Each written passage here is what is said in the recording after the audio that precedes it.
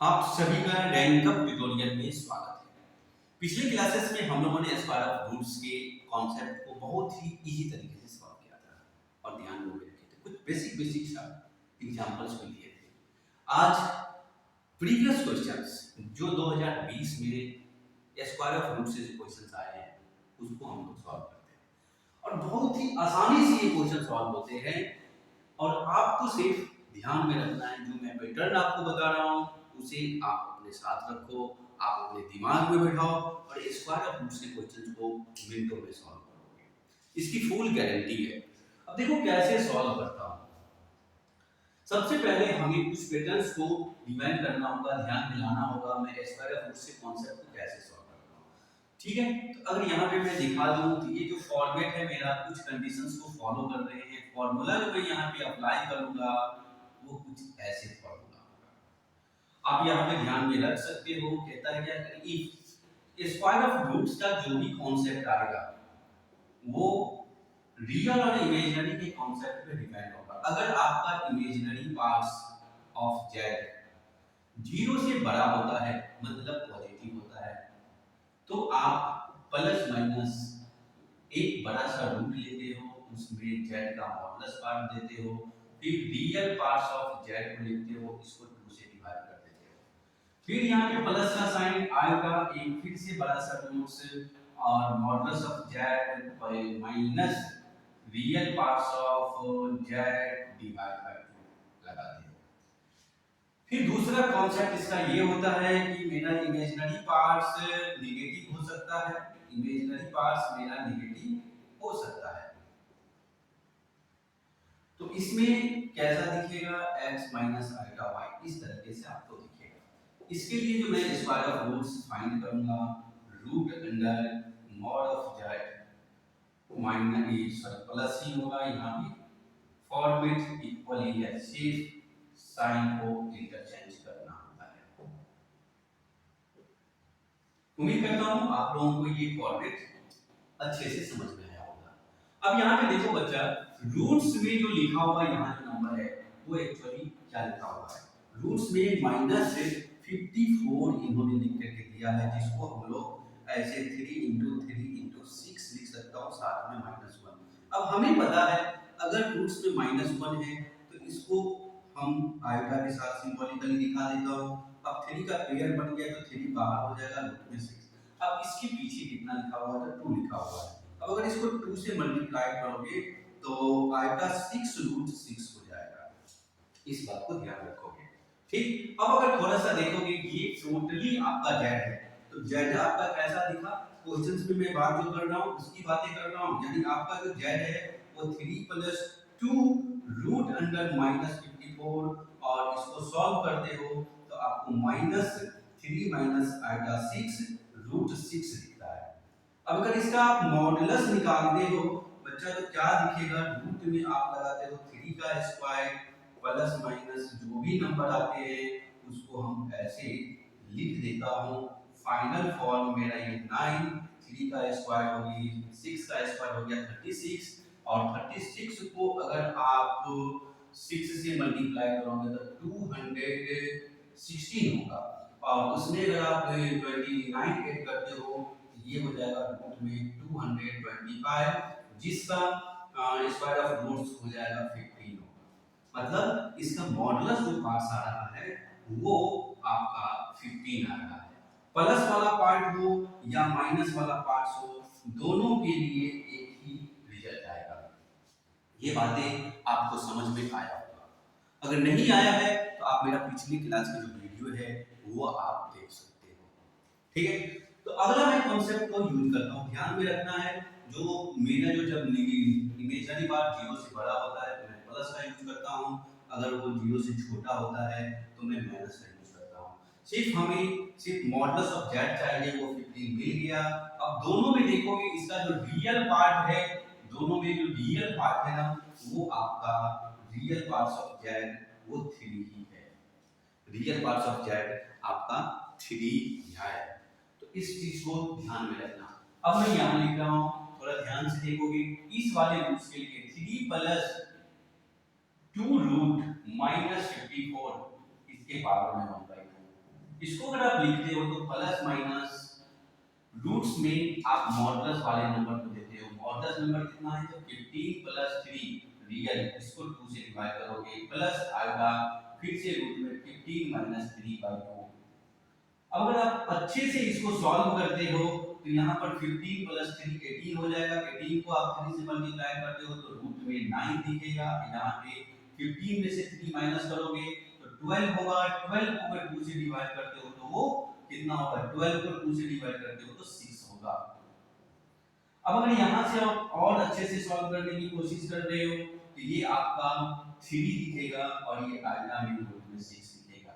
Similarly condition इसके लिए भी होगा, कोई ज्यादा घबराने की बात नहीं है, बहुत ही आसान सा हेडिंग है। इससे आसान तो कोई हेडिंग जीमेल वाला डाल ही नहीं सकता। अब हम आएंगे अपने कॉन्सेप्ट पे, अपने क्वेश्चंस पे आएंगे। मेरा जो क्वेश्चंस है, मेरा जो फॉर्मेट है वो ये कह रहा है कि जो इस वाले टर्म में से आप इसको माइनस करो और उसमें से आप हमें इमेजिनरी पार्ट्स बताओगे। इसको आप वीडियो को शॉर्ट कर लीजिएगा, स्क्रीनशॉट ले लीजिएगा पॉज करके, ठीक है। बहुत ही आसान सा हेडिंग है, डिफिकल्ट नहीं है, सिर्फ आपको अपने पैटर्न में ही टिके रहना है। मेरे पास कॉन्सेप्ट क्या है, मेरे पास जो कॉन्सेप्ट है क्वेश्चंस का वो ये है, जो प्लस वाले फॉर्म में से माइनस वाले फॉर्म को माइनस करना है। अब आपको क्या करना है, यानी थोड़ा सा देखना है, थोड़ा सा 3 प्लस, वो आपके बहुत ही छोटे से कॉन्सेप्ट को जानना चाह रहा है। 3 माइनस 2 रूट माइनस 54 1/2। अब आपको थोड़ा ध्यान देना है, यहां से 2 वैल्यू आया, यहां से भी 2 वैल्यू आया, मतलब यहां से एक बार प्लस वाला है, एक बार माइनस वाला है, एक बार प्लस एक बार माइनस। इसी को आपको ध्यान में रखना है। पहले के वाले का प्लस आप लेते हो, मतलब 3 प्लस आएगा √6, पहले वाले का प्लस, तो दूसरे वाले का भी प्लस तो माइनस ही हो जाएगा, प्लस का साइन रखोगे तो 3 माइनस आएगा √6। क्या दिख रहा है, थोड़ा ध्यान से, ये कैंसिल आउट हो गया, आपके पास मिला 2 आएगा √6। ये एक, क्या यहाँ पर दिख रहा है आपका इमेजिनरी नंबर्स ऑफ जेड, मतलब जेड का इमेजिनरी पार्ट्स दिख रहा है, मतलब इमेजिनरी नंबर होगा, जेड का नहीं होगा, इमेजिनरी पार्ट्स हमें देखा।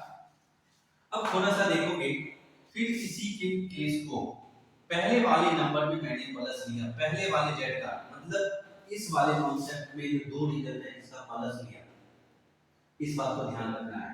फिर दूसरे में पहले वाले का मैं प्लस लेता हूं, दूसरे वाले का मैं माइनस लेता हूं, कॉम्बिनेशन पे ध्यान रखना, पहले वाले का प्लस लिया, दूसरे वाले का माइनस लिया। अब ये आप कैसे ध्यान में रखोगे, तो वो इसी आप इस तरीके से लिख लेना, माइनस माइनस ये प्लस हो गया, माइनस माइनस प्लस हो गया, तो ये 3 प्लस आएगा √6, आएगा √6 प्लस 3 माइनस आएगा √6, प्लस के साइन हो जाने से कोई फर्क नहीं पड़ता, ये आपका आया 6, जो क्या है, एक रियल है। पहले वाले का प्लस, दूसरे वाले का माइनस मैंने लिया, दूसरे वाले का माइनस लिया। अब क्या करना है, पहले वाले का माइनस, पहले वाले का माइनस और दूसरे वाले का प्लस लेता हूं, दूसरे वाले का प्लस का साइन ले लेता हूं। आपको अपने कॉम्बिनेशन से मतलब है, रिजल्ट क्या आ रहा है उसके लिए सोचना नहीं है, सोचोगे आंसर नहीं है। ये प्लस माइनस माइनस हो गया, ये माइनस हो जाए, माइनस से मल्टीप्लाई करना होगा सारे टर्म्स को, तो -3 प्लस आएगा √6, फिर ये दोनों कैंसिल, रिजल्ट आया -6, ये भी आपका रियल है। पहले का माइनस लिया, दूसरे का प्लस लिया, दोनों का माइनस लेना है, दोनों का माइनस, मतलब क्या कर रहा हूं, हाँ दोनों का माइनस लेना है, यहां भी माइनस, यहां भी माइनस। अब आपको सोचना है सिर्फ, तो क्या दिख रहा है वो चीज आप ध्यान से देखोगे, इसको माइनस से मल्टीप्लाई करते हो तो ये प्लस हो जाएगा, तो ये दोनों प्लस इंटरचेंज होता नहीं है, -3 plus minus minus iota root 6, ये दोनों कैंसिल, मतलब -2 आइटा रूट 6, ये आपका इमेजिनरी है। अब आप हमें ये बताओगे, आपसे कौन सा पार्ट पूछ रहा था, रियल पूछ रहा था या इमेजिनरी पूछ रहा था?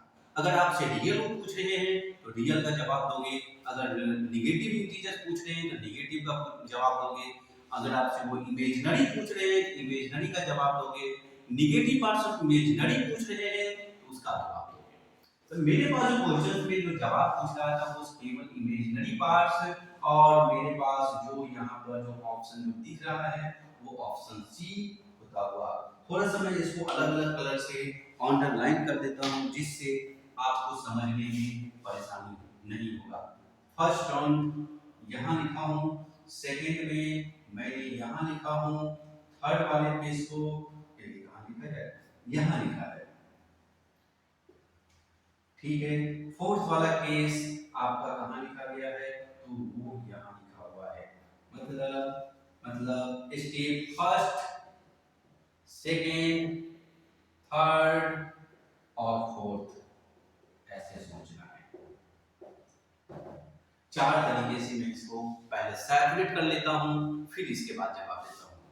तो ये कितनी डिफिकल्ट है ये आप अच्छे से जानते हो, सिर्फ आपको अपने पैटर्न को फॉलो करना है और क्वेश्चन को सॉल्व करना है।